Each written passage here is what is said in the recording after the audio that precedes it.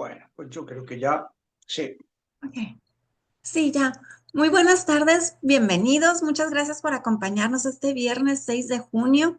Hoy tenemos con nosotros al padre Javier Luzón Peña. Él nos va a hablar acerca de los santos poseídos y el padre hace la oración inicial. Y le damos la palabra, padre, bienvenido. Bien hallado y un gusto de estar con ustedes. Nos encomendamos al Espíritu Santo. Ven, Espíritu Divino, llena nuestros corazones y enciende en ellos el fuego de tu amor. Envíanos, Señor, tu Espíritu y seremos recreados y renovarás la faz de la tierra. Oh Dios, que has iluminado los corazones de tus fieles con la luz del Espíritu Santo, concédenos que con la fuerza de este mismo Espíritu saboreemos las cosas rectas y gocemos de sus consuelos. Por Jesucristo, nuestro Señor. Amén. Amén. Nos encomendamos a la Virgen Santísima, a San José, a San Norberto, que es el santo del día, y le pedimos a San Miguel que proteja esta transmisión de interferencias de satanistas, y a San Gabriel que se ocupe del aspecto de las comunicaciones.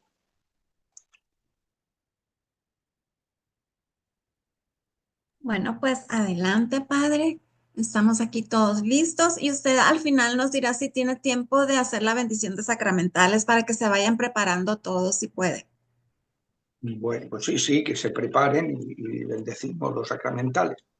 Bueno, entonces el tema que se ha propuesto para hoy es un tema que es muy bonito porque y que trata Marco Tossati en un libro que publicó Padre Pío contra Satanás y que tiene como subtítulo Historia de santos endemoniados.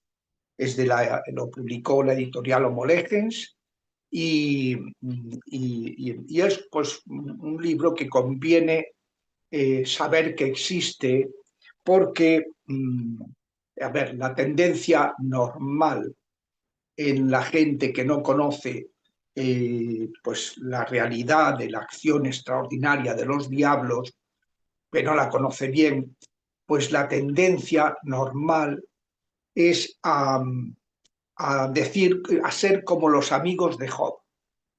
Job, como saben, en el capítulo primero del libro de Job, Dios le permite al diablo, el diablo le dice que sí, que Job es bueno, pero porque le van muy bien las cosas, que le deje tentarlo y que ya verá cómo maldice a Dios.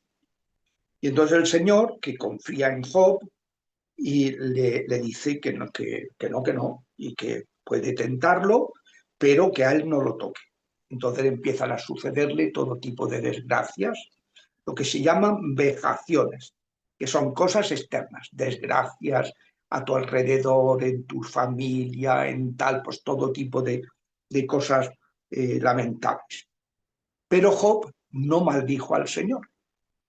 Capítulo segundo, aparece de nuevo Satanás, se presenta ante el Altísimo y le dice, bueno, pero lo que pasa es que, claro, como a él no lo he no me has dejado que lo toque, pues por eso él se ha comportado, no te ha maldecido, pero déjame que lo ataque y verás cómo se aparta de ti.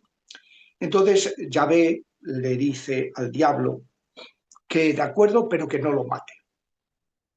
Entonces empiezan a sucederle ya desgracias a él, en su cuerpo, enfermedades, todo tipo de opresión, de influencia diabólica, de pasarlo mal, de venirse abajo, de obsesión diabólica, en fin, lo empieza a pasar muy mal. Pero Job no maldice a Dios. En el capítulo tercero vienen los amigos de Job supuestamente a consolarlo. Y lo que todos le dicen es, si te ha pasado esto, es porque eres malo, es porque algo habrás hecho, porque Dios es justo y Dios no va a permitir que a alguien que actúa bien le sucedan estas cosas. Es lo que dicen en la nota que sacaron los obispos polacos y los obispos españoles criticando la sanación intergeneracional, diciendo que postular que podamos ser objeto de desgracias por parte de otras personas, de antepasados nuestros, que eso va contra la justicia divina y contra la misericordia divina. Cuando es la experiencia más normal, que de todos muchos de los males que padecemos, es por el ambiente, por por los que nos rodean, por antepasados nuestros, esto es, vamos, lo reconoce hoy día, pues todo el tema epigenético lo reconocen los médicos, lo reconocen los psicólogos y psiquiatras, lo reconocen, y en el plano espiritual 3/4 de lo mismo, empezando por el pecado original, que es un estado que padecemos de tipo espiritual, la carencia de la gracia, la justicia original, que no se debe a nosotros, sino a nuestros padres.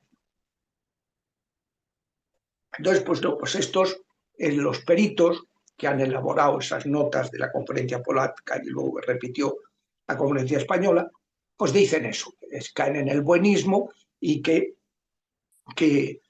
no, que son como los amigos de Job, que no puede ser, que no es posible que una persona buena sufra consecuencia de otras cosas.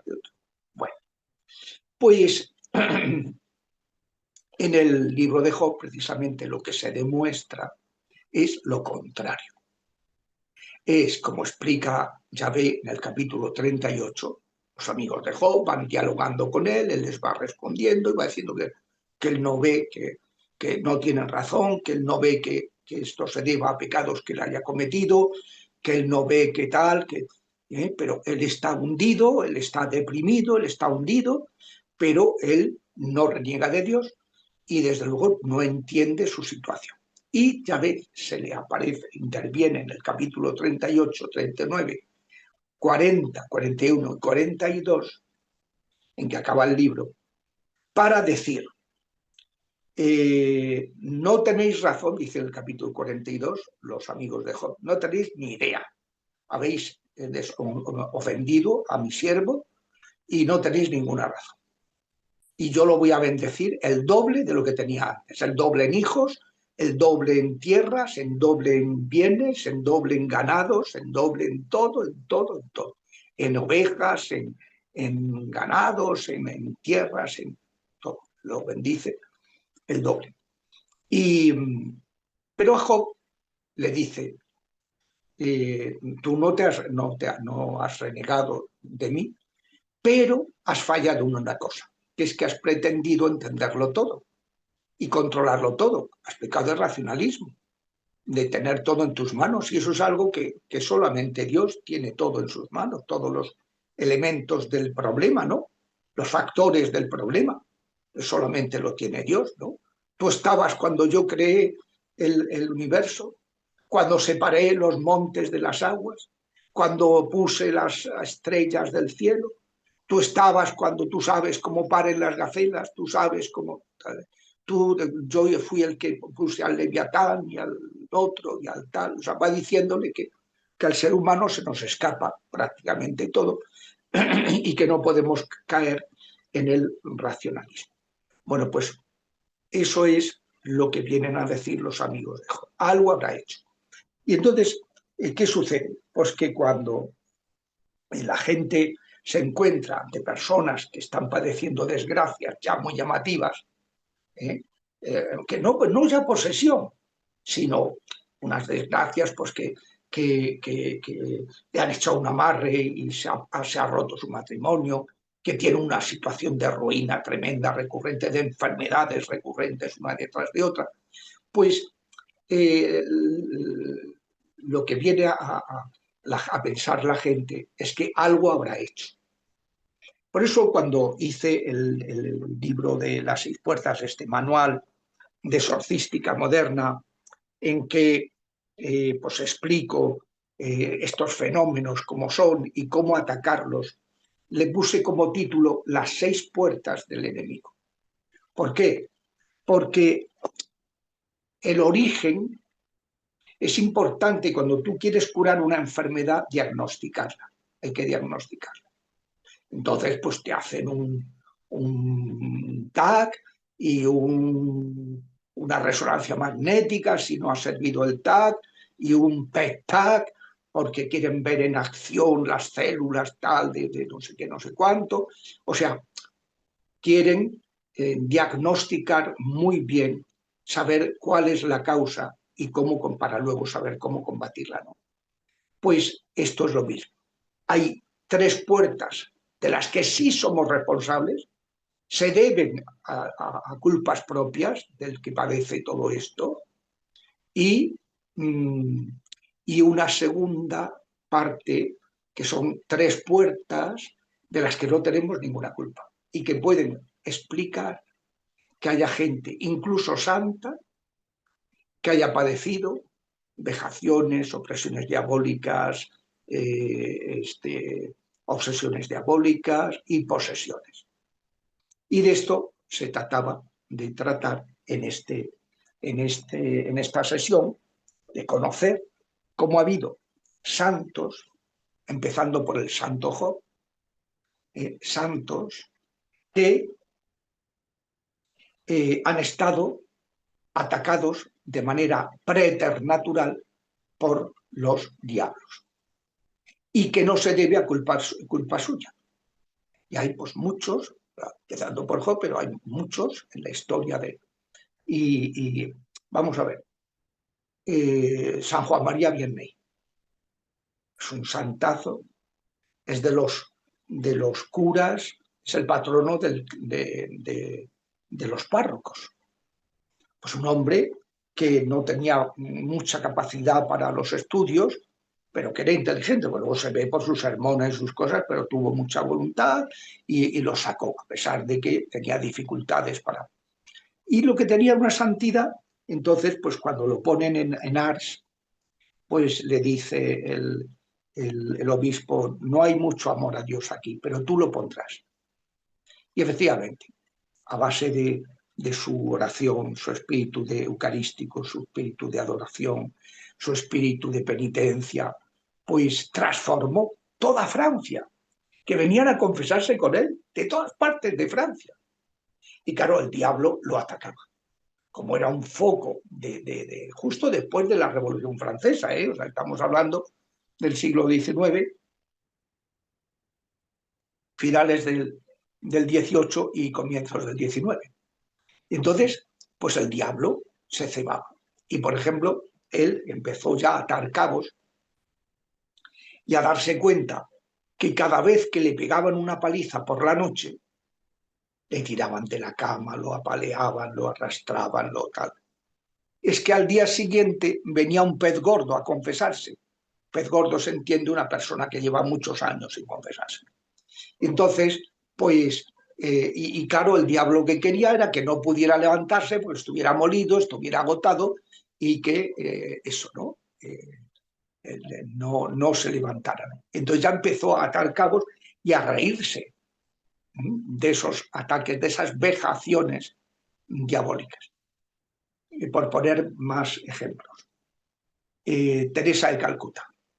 Teresa de Calcuta fue una mujer pues que hizo pues toda una tarea de remover la vida consagrada en favor de los más necesitados, los más abandonados, los descartados de la sociedad, a base de la oración eucarística, de la adoración eucarística, agarrar ahí la fuerza para poder luego pues, ser capaces de enfrentarse a todos los dramas humanos tan tremendos, ¿no? Entonces, pues Teresa de Calcuta estuvo muchas décadas padeciendo lo que se llama opresión diabólica o influencia diabólica, como una situación de desolación, de cansancio, de no poder con su cuerpo y con su alma, de tal. Y claro, porque es que hacía una labor, fue la que se opuso con más expresividad al aborto, ¿no? Además decía, pues dámelo a mí, no lo matéis, dámelo a mí. Entonces, claro, tenía unos argumentos que lo entendía todo el mundo y claro, el diablo la atacaba. Cuando la ingresaron en el hospital de Calcuta, fue a visitarla el arzobispo católico de Calcuta. Y entonces había un médico católico que es el que estaba atendiéndola en el hospital. Y cuando llegó el arzobispo, el médico le dijo: Monseñor, mire, esta es la analítica de la madre. Es perfecta. Es de una joven de 20 años. Y sin embargo, mire el cuadro clínico que presenta, de desolación total. Esto no es normal. Y cuando una cosa no es normal, señor obispo, es paranormal. Llame usted a su exorcista. ¿Estaba poseída la madre? No. Pero sí estaba con influencia o presión diabólica. Lo cuenta el que llevó el proceso de canonización de Madre Teresa de Calcuta. Que cuenta pues ese episodio tan bonito que efectivamente vino el exorcista, le hizo una oración de liberación y de sanación y se quedó tan estupendamente, ¿no? Porque se debía a una opresión diabólica.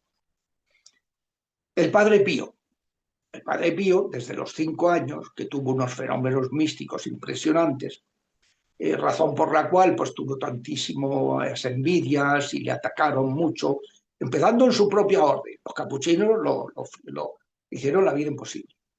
Y en el Vaticano había algún que otro personaje que se la tenía jurada y le hacía de todo tipo de fallas. Y le quitaron el poder celebrar al público, la misa, poder atender en confesión, son unas cosas, unas calumnias, tal. Bueno, pues Jesucristo lo dijo: todo el que quiera servirme, pues tendrá que padecer persecuciones. Pues el Padre Pío, desde los 5 años, tuvo unos ataques, unas vejaciones, que cuenta este libro, Marco Tosati, en la primera parte. El libro tiene 2 partes. El Padre Pío contra Satanás, donde va contando toda esta historia, que es impresionante. Y es el gran santo del siglo XX. Y sin embargo, pues, entonces si esto dice la gente, pues yo no entiendo cómo puede ser esto. Pues claro que sí, porque hay muchas vejaciones y muchas cosas que vienen de maldiciones, que vienen de herencias familiares, que vienen de cosas que te han pasado a lo largo de la vida y que te han maldecido y que te han heridas que se llaman afectivas desde la concepción. Entonces, pues puede haber todo tipo de cosas.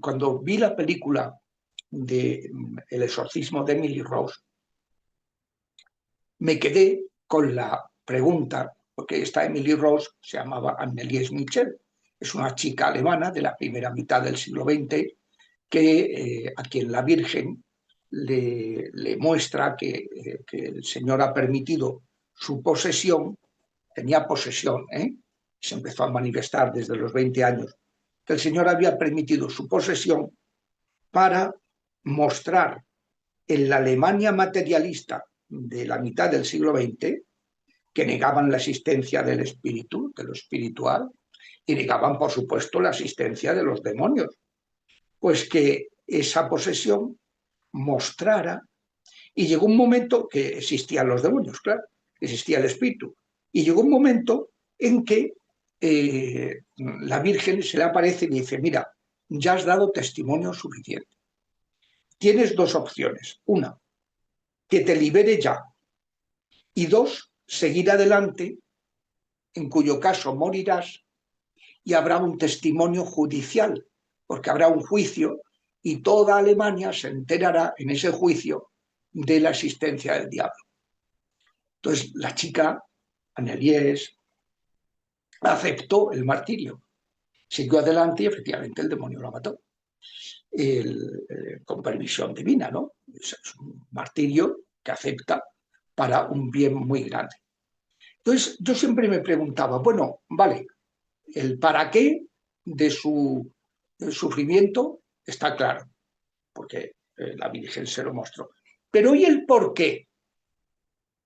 ¿Por qué esta mujer que es tan santa, que era impresionante, una chica con una santidad y una generosidad, que se va viendo en la película, lo hace muy bien, la película es una película fantástica, es dura, pero es fantástica. Y nada de morbo, es una película que lo que hace es mostrar las cosas tal y como son. Entonces, uno dice, ¿pero por qué? Y entonces, leyendo su biografía, descubro que en el 6.º mes de embarazo la maldijeron, le hicieron un maleficio, una persona envidiosa de la familia. Y a cuenta de ese maleficio, pues ella tuvo que padecer, se quedó poseída, ¿no? Pues hay Santa Gema de Galgani. Santa Gema de Galgani es una mujer que sufrió malos tratos en el matrimonio, estuvo poseída y fue exorcizada y liberada.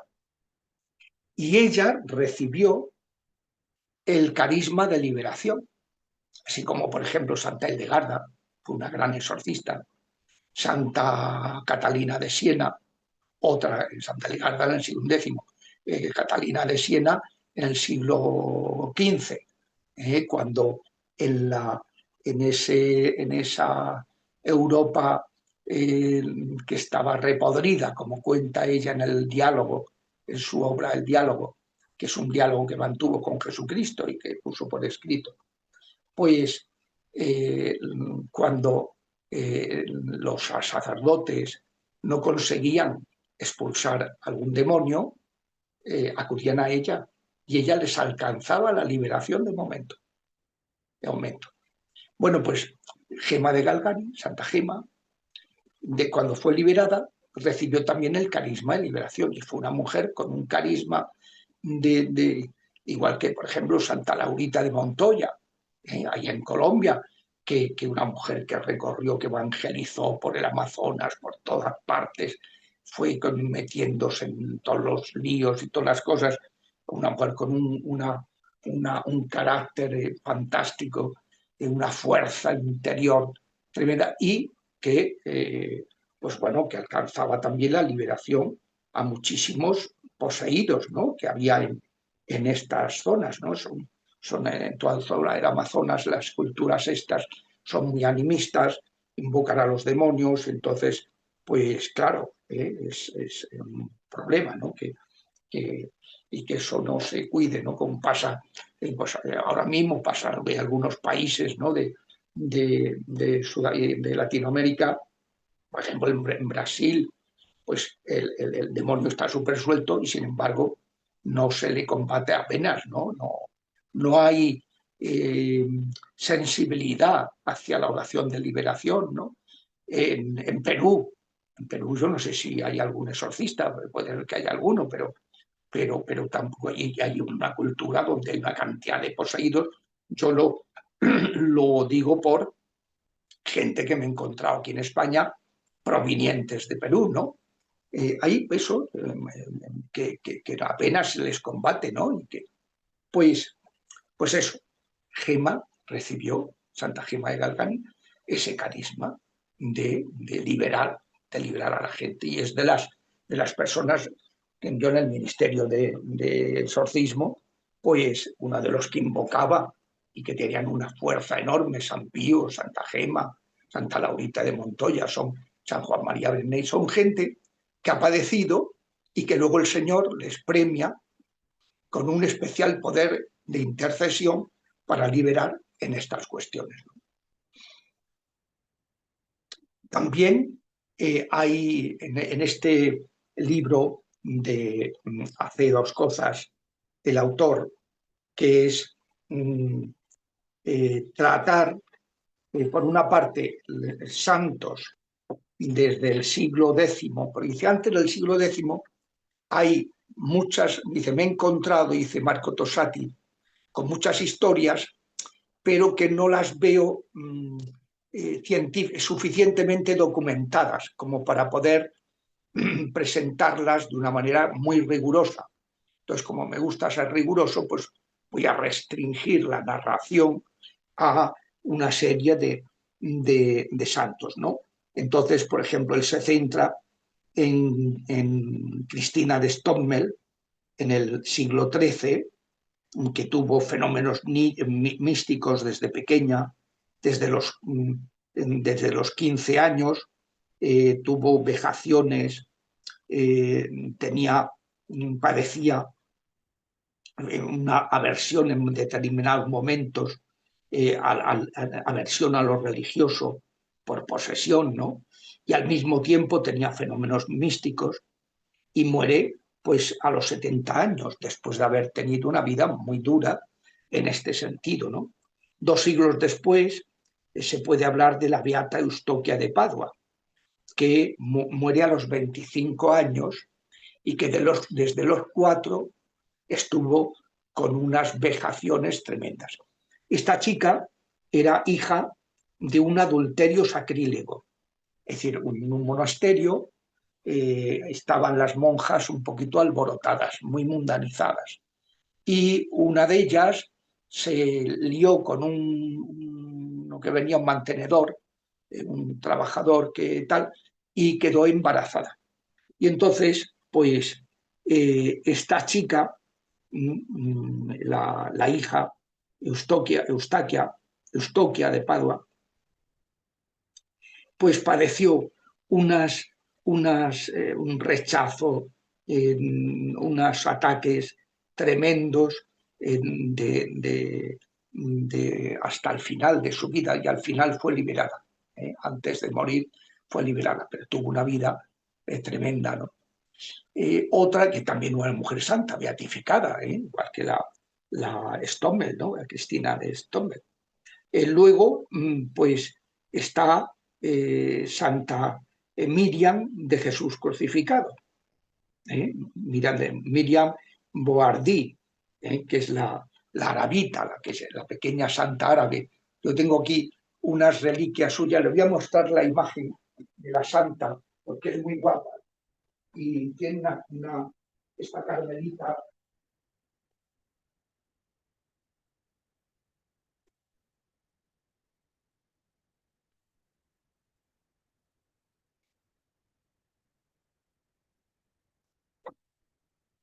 Esta carmelita de Belén, cuando estuvimos en Tierra Santa, la última vez, pues fuimos allí al monasterio y no pudimos, a ver si consigo que se vea. Vamos a ver. Sí, yo creo Sí, que se ve. padre, se ve perfecto ahí. Pues esta es Miriam Boardí, que es Santa Miriam de Jesús crucificado, y que murieron 12 hermanos. Sus padres le cortaron el cuello, pero no murió a los 13 años. Entonces, el Los demonio, papás le cortaron el cuello a ella. entonces el demonio declaró haber querido matarla en el seno, y no podían perturbarla los demonios de lujuria, porque ella siempre había sido una mujer casta. Entonces le atacaban otros demonios, pero los de lujuria no pudieron vejarla. Muchas almas del purgatorio se fueron liberando con sus vejaciones. Es una mujer en la que en su vida hubo muchísimos fenómenos místicos. Yo estuve en uno de los sitios que sí que estuvimos, es en un también monasterio cerca de Belén, donde tenían allí unas reliquias de Santa Miriam, de la arabita de Jesús crucificado, ¿no? La canonizó Juan Pablo II. Entonces, por ejemplo, esto de cómo el Señor se sirvió de sus sufrimientos para liberar a muchas almas del purgatorio, Santa Verónica Giuliani, que es una mística capuchina de finales del siglo XVII, se le reveló que, que, que era para liberar un alma del purgatorio, para liberar almas del purgatorio, los sufrimientos que ella estaba padeciendo, las vejaciones diabólicas que estaba padeciendo esta Santa Verónica Giuliani. Hay más, hay más. Eh, en, en,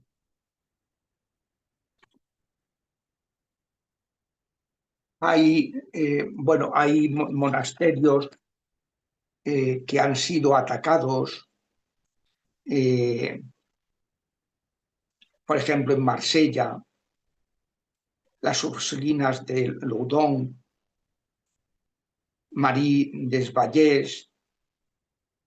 Es decir, suelen ser pruebas que este misterio de la permisión divina,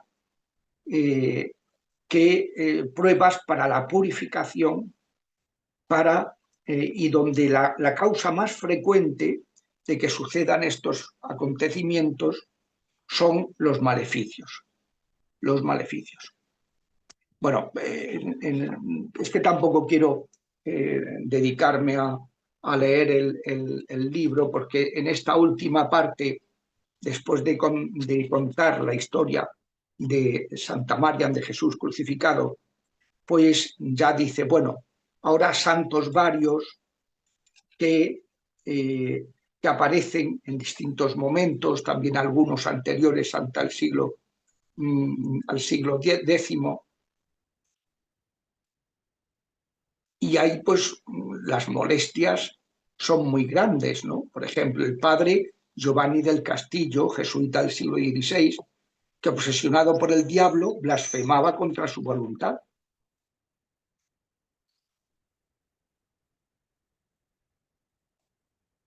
Dice, el demonio se servía también de las manos de este santo religioso para bofetear o quemar imágenes de la Santísima Virgen. Imagínense el sufrimiento que debía padecer este poseído, ¿no? Es María Magdalena de Pazzi, que es una santa que hemos celebrado hace unos días.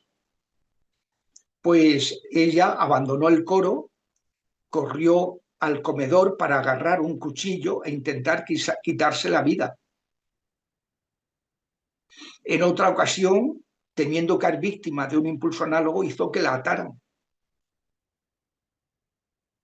Caterina de Pazzi, a los 16 años, que es otra, entra en el monasterio de clausura de Santa María de los Ángeles, el más antiguo de la orden carmelita, y recibe el nombre de Sor María Magdalena.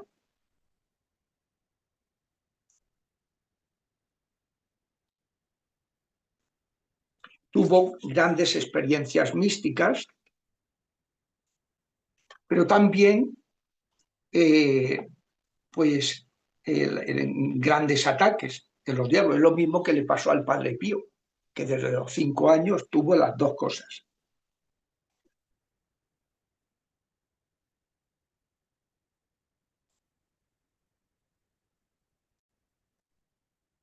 Uno de los sufrimientos fue la noche oscura del espíritu, perdiendo todo sentimiento, todo placer para las cosas de Dios, estando como en una fosa de leones, decía ella. Una sequedad increíble, ¿no?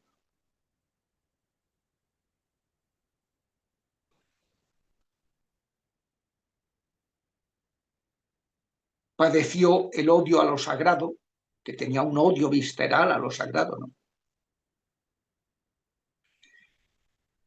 Por ejemplo, el Beato Egidio de Portugal vivió en el siglo XIII, murió en 1265, era dominico.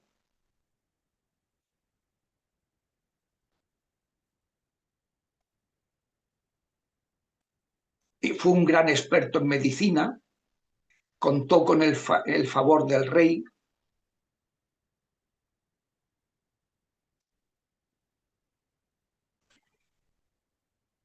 En el camino hacia París, donde quería ir por su amor a la ciencia, al estudio, el demonio se unió a él con aspecto de viajero y durante la conversación le preguntó cuál era el motivo del viaje.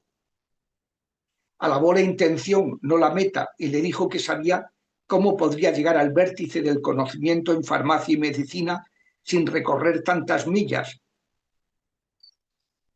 Le garantizó la adquisición de esa ciencia oculta y casi divina que algunos hombres ignorantes consideraban prohibida por estupidez y odio. Dice, es en Toledo, no lejos de aquí, donde podrás instruirte, le dijo el demonio. Egidio quedó fascinado, cambió el destino de su viaje y se detuvo en Toledo para estudiar magia. Y comprometió su fe bajo el sello de un juramento abominable y vendió su alma con un escrito de su puño y letra firmado con sangre.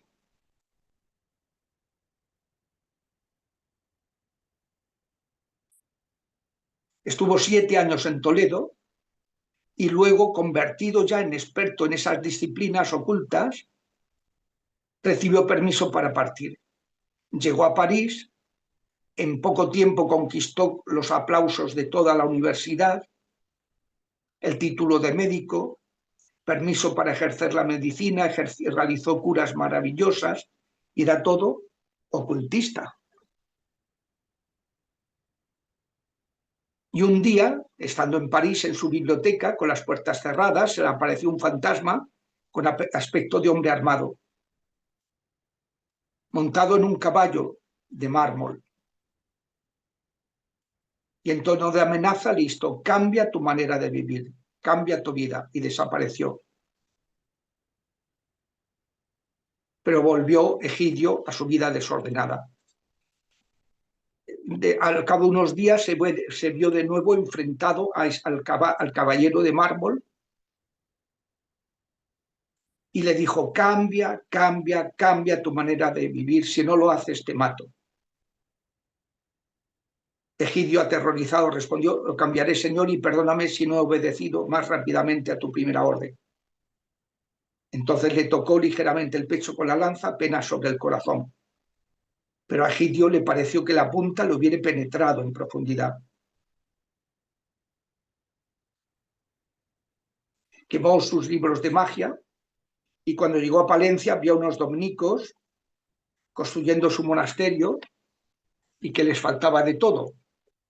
Despidió a sus criados, se unió a esos frailes para vivir una vida penitente y mortificada.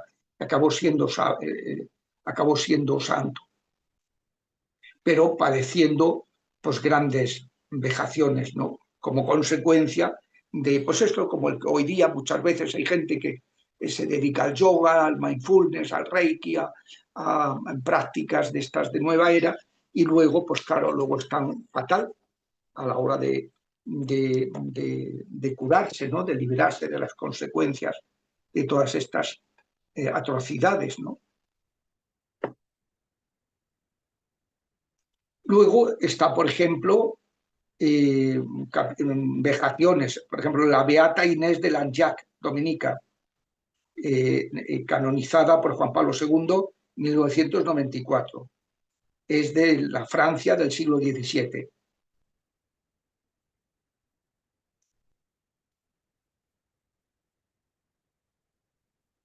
A los 6 o 7 años quiso hacer voto de castidad. Y estaba rezando cuando vio entrar en la capilla una jauría de perros negros que se precipitaron sobre ella, la tiraron al suelo como que si quisieran devorarla y después desaparecieron rápidamente. Fue el primer acto de una larga batalla que tomó forma visible y palpable cuando ya en el convento hizo su profesión. Estuvo siendo vejada, atacada muchísimo.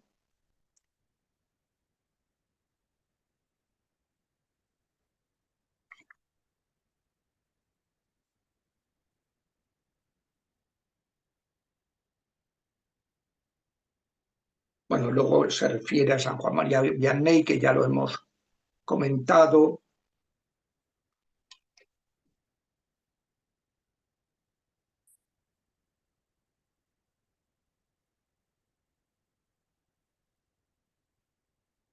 También víctima de grandes vejaciones fue Santa Francisca Romana, otra de las grandes santas del siglo XV, que murió a los 56 años.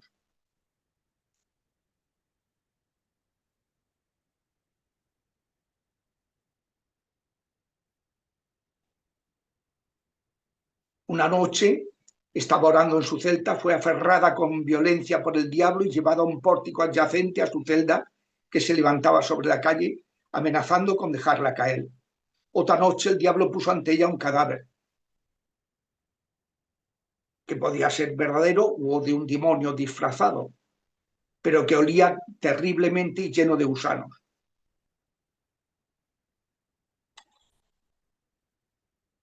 El cuerpo y el rostro de Santa Francisca, el diablo se había adueñado de la beata, se lanzó sobre el cuerpo putrefacto, dando vueltas y vueltas, y el cuerpo y el rostro de Santa Francisca fueron pasados una y otra vez por este horror.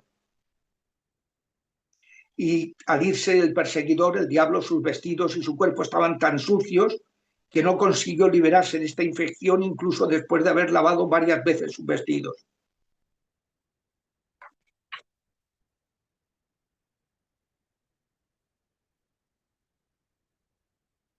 El marido de Santa Francisca Romana, que dormía en la misma habitación pero no en la misma cama, se despertó. Sorprendido y asustado, llamó a su esposa por el nombre, la cual, tras haber recibido este malvado trato, se había puesto de nuevo con valentía de rodillas. A no querer que su marido supiera de esos ataques preternaturales, le respondió tranquilizándolo. Pero más tarde le dijo a su esposa que había oído un ruido tan fuerte que parecía que toda la casa se iba a caer.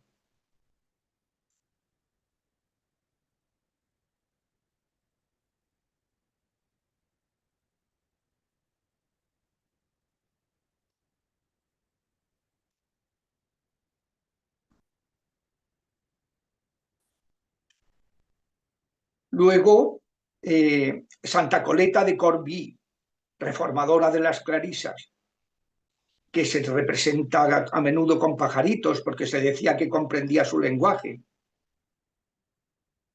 Es decir, el espíritu diabólico utilizaba medios naturales animados para molestarla en su recorrido místico. Nació en 1380. En esa época tan crítica en Europa, acababa de ser la peste negra, estaban en pleno cisma de Occidente, con 2 papas y 3 papas.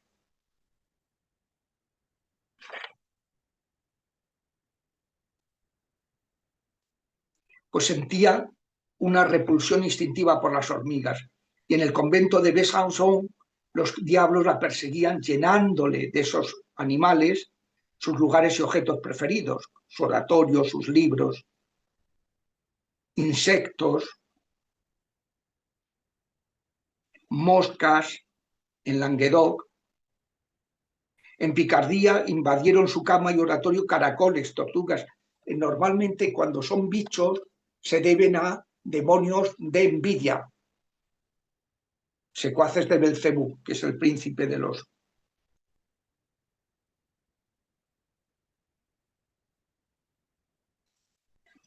San Nicolás de Tolentino,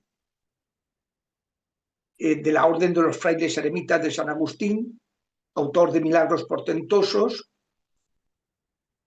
tuvo notables ataques del diablo.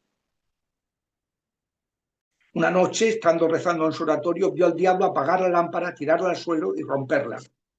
Su contemporáneo e historiador, Fray Pietro di Monte Rubiano, que cuenta estas vejaciones, añade que el espíritu se ponía sobre el techo de su oratorio, imitando el grito de las bestias salvajes y le daba vueltas a las tejas como si quisiera destrozar el techo.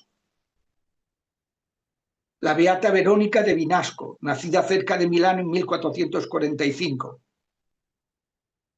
que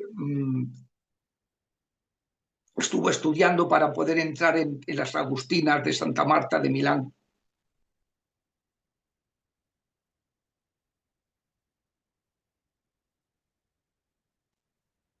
El demonio se precipitaba sobre ella como un león rugiente y la llenaba de golpes. A veces los ojos de la sierva de Dios estaban hinchados y negros por el maltrato que había sufrido por parte de su enemigo. Cuando las otras religiosas vieron sus ojos en este estado, preguntaron por la causa y la superiora le ordenó revelar lo que había sucedido, y ella lo contó de mala gana. La sacudió el diablo con tantos golpes que se encontró sin velo.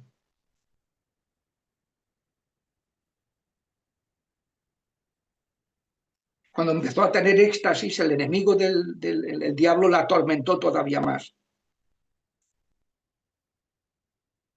Bueno, y sigue contando todo tipo de perrerías. Luego Verónica Giuliani, una figura cristiana. Verónica Giuliani, yo tengo un libro, tengo una película que a ver si la veo por aquí. No, es que la tengo en el celular.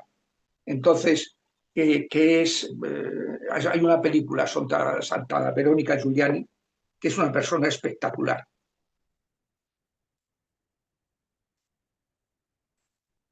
Tuvo las llagas de Cristo, los estigmas,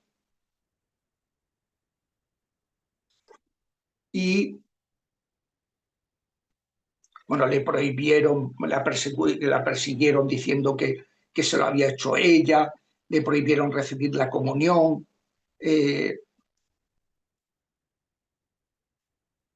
Antes de morir, Verónica le había dicho a su confesor que los instrumentos de la pasión se le habían grabado en el corazón y que había hecho un dibujo. Y cuando examinaron su corazón, una comisión de laicos eclesiásticos encontraron distintos signos diminutos en el ventrículo derecho que correspondían con el dibujo que ella le había hecho a su confesor. Fue vejada por el diablo. Dice ella, los días 19, 20, 21 los pasé con grandes ataques y los demonios me golpeaban de mala manera. Me hicieron oír voces tan horrendas y espantosas que las oyeron las otras hermanas que estaban en la enfermería. Bueno, sigue contando cómo sufrió su cuerpo.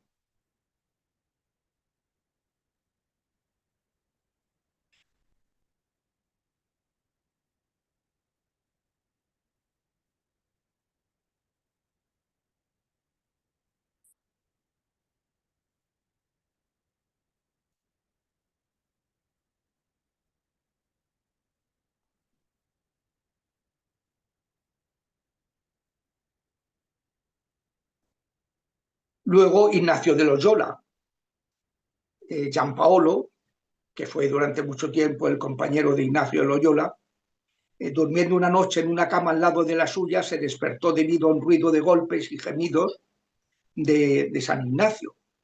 Se levantó y le preguntó a Ignacio qué pasaba. Y él, sin responderle, le ordenó que volviera a la cama y que durmiera. El espíritu de las tinieblas intentó en otra ocasión estrangular al santo, que estuvo afónico bastantes días.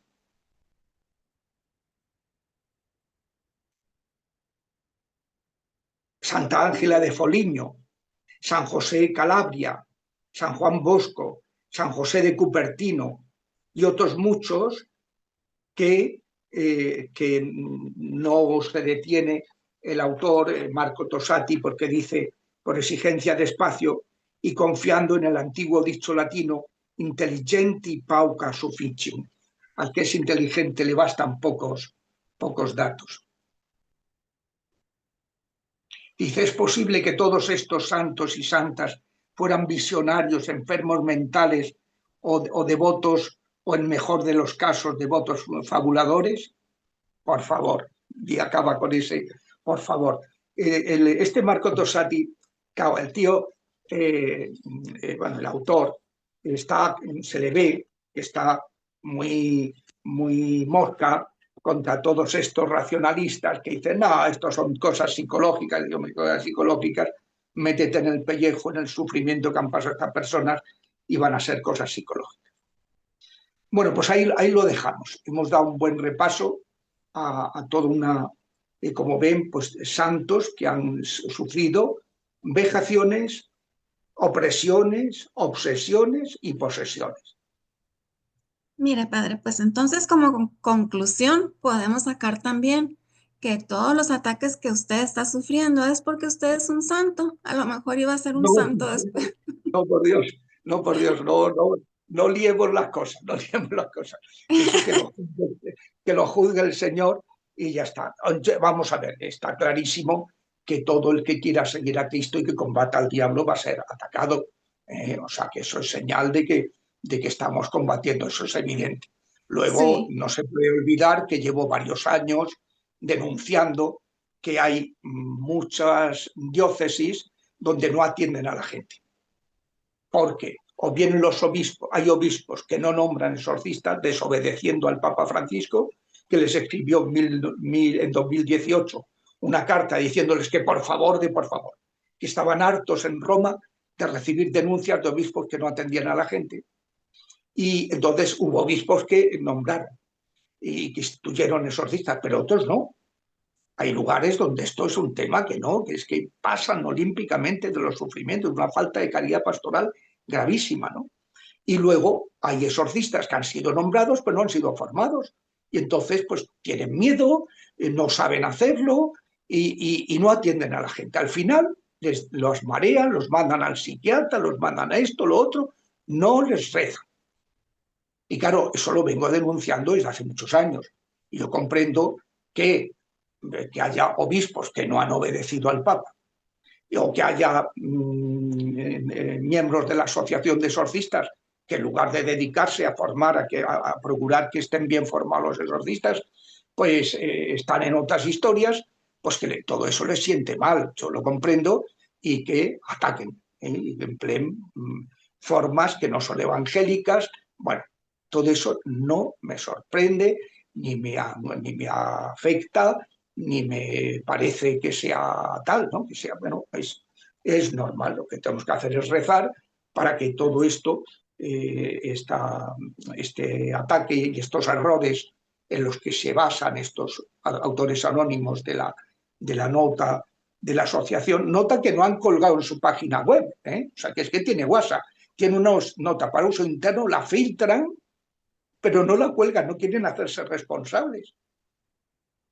Pues sí. Entonces, bueno, pues que todo esas y los argumentos que emplean, que yo ya los he respondido ampliamente aquí en este canal, tuvimos una sesión larga, la última, sobre esta materia, en otros dos canales donde colaboro también habitualmente, también tuvimos sendas sesiones, y en mi canal de Padre Javier Luzón de Telegram y Tiempo de Respuestas de YouTube, pues ahí puse 3 vídeos de 12-15 minutos, cada uno explicando, respondiendo a estas cosas, ¿no?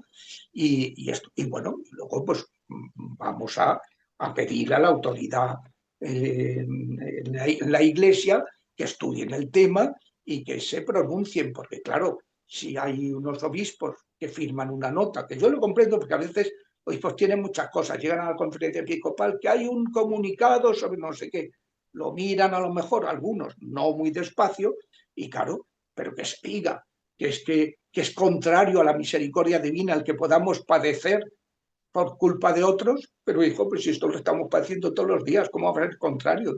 La misericordia divina está que en lugar de cargarse el mundo, deja que siga funcionando y nos da a su hijo para que nos acompañe en el dolor y ese dolor se revierta, ¿no?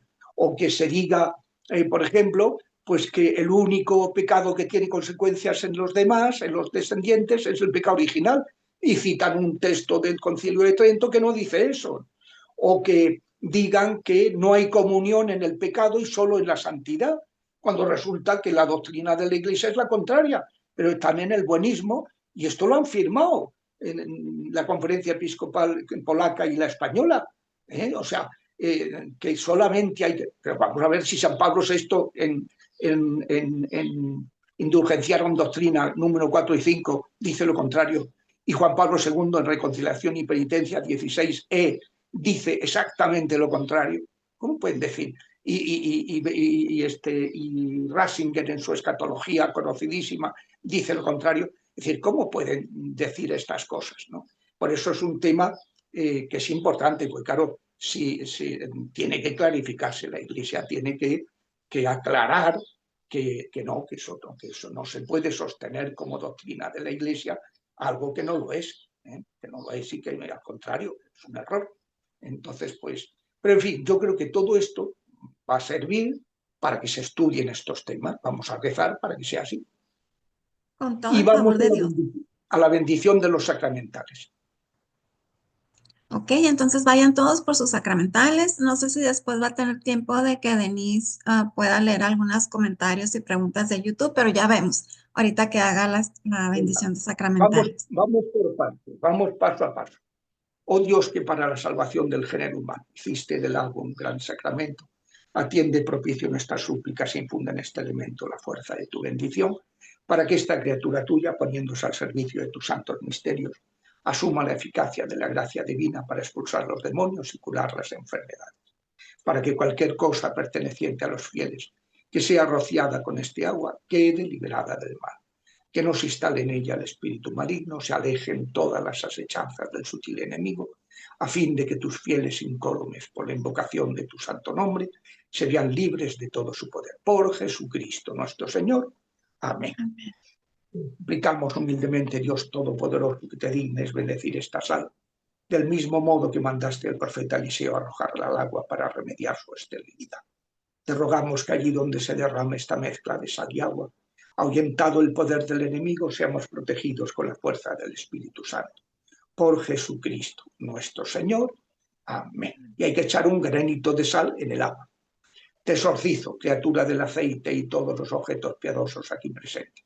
En el nombre de Dios Padre Omnipotente, que hizo el cielo, la tierra, el mar y todo lo que en ellos se contiene, que desaparezca y se aleje de este aceite y de estos objetos piadosos toda fuerza del adversario, toda acción de Satanás, toda influencia de almas de difuntos condenados errantes, en el nombre de Dios Padre Omnipotente, su Hijo Jesucristo y Señor nuestro, y del Espíritu Santo Paráclito, y en la caridad de Jesucristo, que ha de venir a juzgar a los vivos y a los muertos, y al mundo mediante el fuego. Amén. Dios omnipotente, delante de quien está con temor el ejército de los ángeles, dígnate mirar, bendecir y santificar este aceite con el que mandaste ungir a los enfermos, a fin de que una vez obtenida la salud, te diesen gracias a ti, Dios vivo y verdadero. Te rogamos que cuantos usen este aceite que bendecimos en tu nombre, queden libres de toda adversidad, todo dolor y todas las asechanzas del mal, y asimismo no se vean heridos por la mordedura de la antigua serpiente, ya que los has redimido con la sangre de tu Hijo, el que vive y reina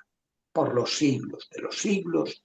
Amén. Dios omnipotente, dador de todos los bienes, te suplicamos que por la intercesión de los santos aquí representados infundas tu bendición sobre estos objetos piadosos, a fin de que quienes los usen, dedicándose a las buenas obras, merezcan conseguir la salud del alma y del cuerpo, la gracia de la santificación y todas las indulgencias que se nos otorgan, y por la ayuda de tu misericordia se esfuercen en evitar las asechanzas y engaños del enemigo y merezcan aparecer santos y limpios en tu presencia. Por Jesucristo nuestro Señor. Amén. Entonces hay que asperjar con agua exorcizada, a la que ya se le ha echado un granito de sal, tanto el aceite, asperjar un poquito, y los objetos piadosos. Y Los ahora objetos piadosos incluye los alimentos, padre. no, alimentos no bendecidos. Alimentos no Ok. bendecidos. Objetos piadosos. Vamos, Ok, eso y le es. recordamos que esta bendición solo vale en vivo y no vale para cosas malas, solo para bendición de cosas, todo lo que se va a usar en bien. Exacto. Y no sé si tenga tiempo de que Denise pueda leernos algunos. Sí. Algunos. Vamos a las preguntas. Ok. Denise. Sí, padre. La mayoría de las personas están... Domita pregunta, padre, ¿podría decir algo de los espíritus y mugre, desorden y muerte? ¿Qué hacer? Gracias, Dios les siga bendiciendo abundantemente. Bueno, Bueno, los espíritus de eso, de mugre, de desorden, de muerte, desaseados, tal, pues son espíritus concretos que lo que hay que hacer es acudir a San Miguel, acudir a los santos para que los arrojen y para que asperjar, utilizar los sacramentales, asperjar agua exorcizada, poner sal exorcizada. Ya depende en cada caso de qué tipo de ataque se trate, ¿no? Y ya está. Y luego, pues, se le puede pedir, si en una casa se meten ese tipo de espíritus, pues pedirle a un sacerdote que venga a bendecir la casa. perfecto. Luego, pues, Mire, si sí, viene bien, pues el quemar incienso exorcizado después de la bendición, porque el incienso se mete por todos los rincones y cosa que el agua o la sal, ¿no? Hay muchas personas que le están dando las gracias, porque le dan la bendición también. Eh, Ana María Jaramillo, Roxana desde Argentina, Alicia Beltrán, Ángela Ramírez, Marta Bugarín, Catalina Costa, Carla, le dan las gracias por sus palabras y por todo lo que nos ha dado en estos años. Alicia Beltrán dice, ¿San Cipriano fue santo después de haber estado en la oscuridad? Es una pregunta. Sí, San Cipriano tuvo momentos de oscuridad y sí, fue santo. Además me parece que es mártir, si no recuerdo mal. Hay una persona, Alicia dice, en YouTube un padre que ya murió mostró una liberación de una joven. Esa identidad le hacía que desde antes de ser consentido, él ya estaba ahí porque en su familia habían hecho una consagración. No entiendo. Sí, eso es muy frecuente. Milvia Martínez, buenas tardes, padre, salud y bendiciones. ¿Cómo puede conseguir su libro de las apariciones marianas? El libro, el libro del Quo Vadis Ecclesia, el capítulo cuarto, se dedica a las apariciones marianas. Es este libro, que esto entren ustedes en la página web de lasseispuertas.com. ¿Ven ahí la página web? Sí, ahí se ve. Eso, por la página web de lasseispuertas.com y van a comprar librerías internacionales. Y entonces, pues ahí aparecen los portales donde se pueden conseguir. Por ejemplo, te dice pues en Colombia, la Fundación del Verbo Divino, Paulinas, Librería Católica Sicómoro. En Brasil, Librería Loyola de Libros. En Argentina, Librería Ágape. En México, tal, te va diciendo. Pero, dice, desde cualquier parte del mundo se puede pedir a buscalibre.com, que te lo hacen llegar. Hay otras plataformas, Imosver, Agapea, Amazon, y luego se puede pedir directamente a los exportadores, info@gruponagui.com y ventas@caucelibros.com. Estos dos exportadores te ponen en todas partes del mundo los libros. Y entonces toda esta información viene en librerías, en comprar, en el apartado de librerías internacionales. Y luego ya pues En te Estados ponen... Unidos, padre, en Estados Unidos con Marisa pueden mandar un mensaje a apostolado-para-sanación@gmail.com y con mucho gusto se los hacemos llegar. Sí, pues eso es otra, es otra. Y pues me interesaría que me mande un Telegram o un correo electrónico dándome esa información para añadirla aquí en Estados Unidos, que en Estados Unidos aparece, pero aparece solo Librería Verbo Divino y no aparece esta información que dan ustedes. Ok, padre, ahorita se la envío, con mucho gusto. ¿Qué más? Yo creo Bueno, que ya prácticamente le dan las gracias, la mayoría, todos, María Villarreal, Mari de Jesús, Lourdes, Marta, Moni Hernández, sus oraciones y bendición por usted, Padre Javier Luzón. ay, Denise, aquí en Zoom acaban de escribir una pregunta muy buena. Ok, a ver. ¿En Zoom? Amparo de Cruz. Ajá, sí, en Zoom. Sí la tiene, ok. Padre, y cuando somos perseguidos, atacados por los propios servidores de años de experiencia y grandes líderes de la iglesia, dice, gracias, me ha dado mucha luz. No entiendo. Y es lo que dijo Jesucristo en la última cena, putantes se obsequium prestare Deo. Dice, eso lo harán a veces los peores ataques son los de dentro, como le pasó a Jesús con Judas, ¿no?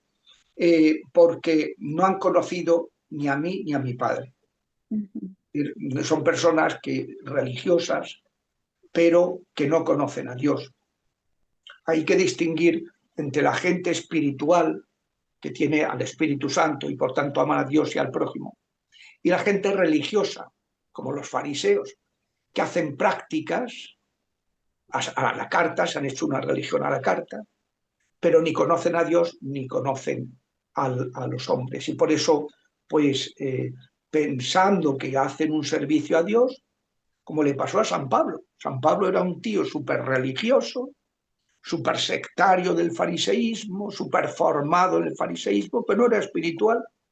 Hasta que se encontró con Cristo, se abrió a la conversión y el Señor lo transformó. Y luego se fue estuvo un tiempo, más de un año, estuvo retirado, fue fomentando su espiritualidad y luego pues va a Bernabé a por él para que venga a ayudar en la evangelización de los cristianos recién bautizados procedentes del paganismo, que se estaban dando mucho en Antioquía.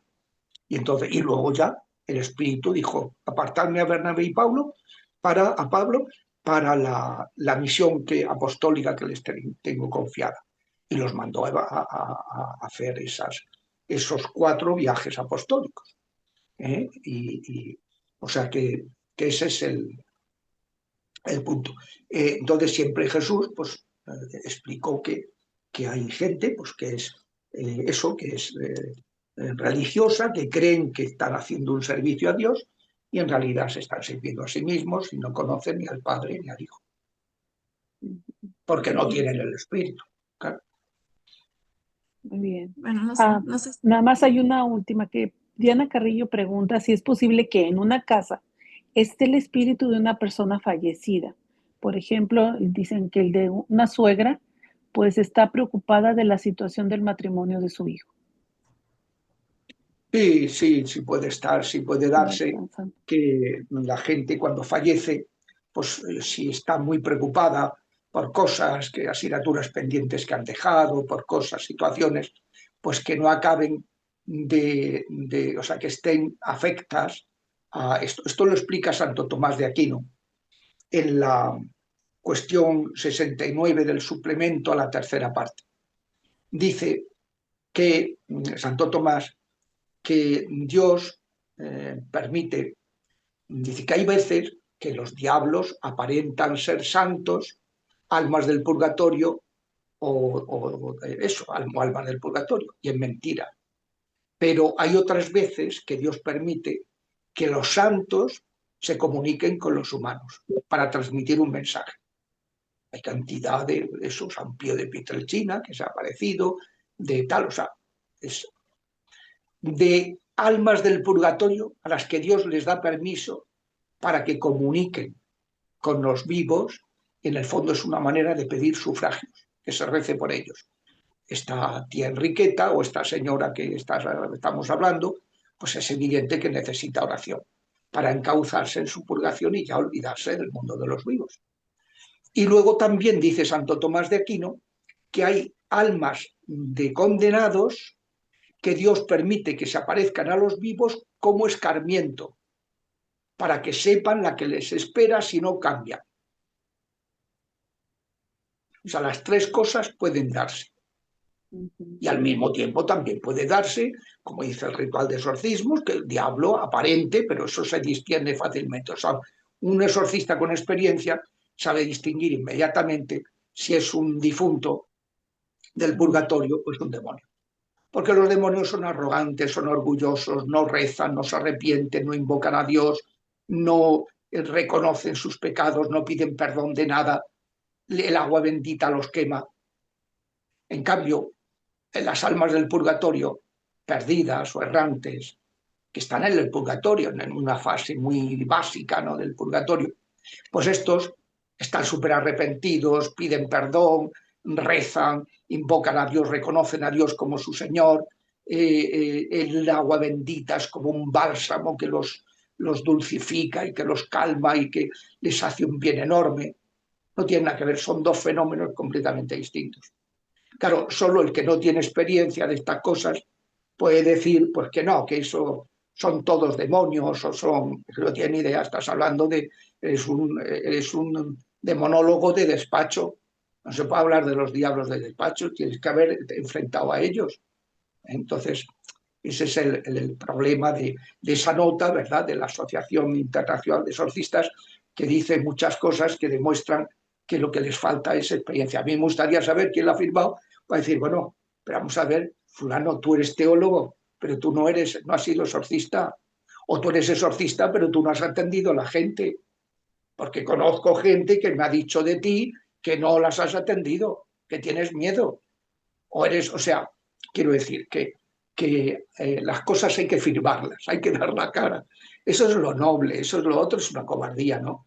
Y además una infamia, porque acusar desde la sombra, ¿no? Y decir que esto es contrario a la enseñanza de la Iglesia, cuando no lo es, como expliqué en la sesión anterior, pues es una cosa muy fea, ¿no? Pero en fin, oye, allá cada quien en las cuentas que tendrá que dar a Dios de sus actos, ¿no? Pues sí, así es. Así es. Y Bueno, una última, ¿qué hay cuando en una familia hay generaciones seguidas con un suicidio? Sí, pues eso es que los espíritus de muerte, de suicidio, están muy afianzados en esa familia, entonces hay que orar para que se liberen y que se corte esa cadena, ¿verdad?, de suicidios, porque vamos a ver, el suicidio no es que sea una cosa que se transmita genéticamente, no hay un gen de suicidarte, puede haber un gen de depresión o lo que sea, pero un gen de suicidarte, propiamente dicho, pues como que no, ¿no? Entonces, muchas veces son ataques espirituales, ¿eh? Y que se dan, o sea, a lo mejor viene habiendo una cadena y dice, bueno, esto es clarísimo, ¿no? Y eso se corta con la oración, así de sencillo. Se le pide al Señor que libere de esas cosas y el Señor, pues si se reza con fe, con constancia, con humildad, con perseverancia, pues el Señor libera. ok. Perfecto. Bueno, si no hay nada más que agregar, entonces, pues padre, muchas gracias. Sabemos que el mes de julio usted sale de vacaciones y lo tendremos de regreso con nosotros el Bueno, día 8. no está claro, porque eh, tengo unas cosas pendientes, entonces no sé si podrá ser en julio las vacaciones o tendrá que ser después, o bueno, ya se concretará. Sí, ya Muy bien. bueno, lo tenemos en la agenda entonces para el viernes 8 de agosto con el tema La persecución que sufrieron los videntes de Garabandal. Ah, muy bien, muy Y, interesante. Muy bien. y sí, pasamos a que nos dé la bendición y luego hacemos las invitaciones a los próximos Muy eventos bien. del apostolado. Bueno, pues que el Señor en estas vísperas de la Pentecostés derrame sobre todos ustedes una gran efusión del Espíritu Santo, para que los llene de sus dones y sus frutos, para que reparta sobre ustedes los carismas necesarios para el ejercicio de su misión cristiana en su familia, en su trabajo, entre sus conocidos, y para que los santifique y los proteja y los guarde bajo el manto de la Señora. En el nombre del Padre y del Hijo y del Espíritu Santo, y por la intercesión de la Virgen Santísima que aplasta con su planta inmaculada la cabeza de los inmundos. Amén. Amén. Bueno, padre, pues muchísimas gracias. Le deseamos que pase un súper bendecido fin de semana y que sí pueda salir de vacaciones, pero lo esperamos aquí con todo el favor de Dios el 8 de agosto. Muy bien. Y Adiós. hasta Adiós, luego, padre. padre. Y pasamos a hacer las invitaciones a los próximos eventos del apostolado, que son los esperamos este domingo a las 11 de la mañana, hora de la Ciudad de México. Tendremos la paraliturgia de sanación de las 6 puertas precisamente. Y se transmite por el canal de YouTube, por la página de Facebook del apostolado y también por Zoom. Y el próximo miércoles tendremos la tercera de 3 conferencias de la primera parte de Vicios y Virtudes con Rosy González. La segunda parte es en septiembre y van a ser 4 conferencias. Y bueno, pues los esperamos a que nos acompañen en todos los eventos del apostolado. Recordamos que los jueves tenemos adoración al Santísimo también a las 7:15, hora de la Ciudad de México. Se transmite solo por el canal de YouTube y durante la adoración al Santísimo se reza el Santo Rosario a San José. Bueno, muchísimas gracias. Les deseamos a todos un muy bendecido fin de semana y deseamos que nos acompañen en todos los eventos del apostolado. Bendiciones a todos, bendiciones, Denise, también.